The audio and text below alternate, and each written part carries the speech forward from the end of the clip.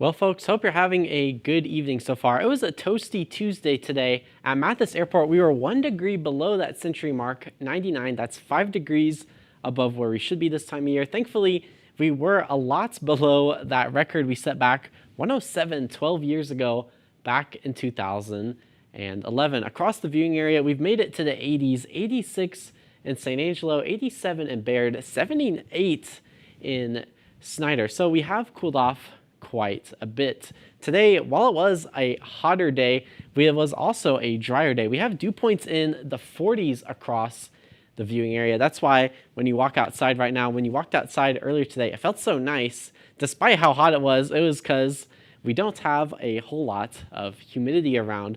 We had some storms over to our north and west, and those are slowly but surely making their way toward our viewing area. Over the next hour or so, I expect those to start to dissipate. You can see even now, we have a little bit of that yellow shaded area on radar showing a little bit moderate rain, but by 10 o'clock, all of that should be dissipated. For the rest of your night, waking up tomorrow morning, there might be some clouds around, but overall, looking to be a beautiful morning. Tomorrow afternoon, expecting some scattered showers and thunderstorms, particularly in the Concho Valley around Interstate 10, but it won't be a washout by any means. It's nothing to cancel plans over, but some folks might be lucky enough to get some water for their lawn. Tomorrow morning, as kids are heading to the bus, it's actually going to be quite nice. 72 is what I'm forecasting as little Johnny's heading to the bus. Tomorrow afternoon,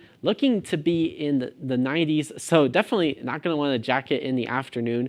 Even though we won't be in that heat warning criteria, it's still important to take heat safety seriously. Be sure to drink lots of water. We're getting all this heat because that heat dome that we've been tracking pretty much the whole summer, it was over towards Arizona and California, is starting to retreat back eastward. You can see it's not as defined as it has been recently, so it won't be super hot. We're going to go from the 98, 99 range to a couple degrees above that century mark. So it'll be hot, but thankfully not as hot as it has been. You can see here on the 7-day forecast, got that 10% chance of rain for your Wednesday. And then in Abilene, not anticipating any rain over the next 7 days.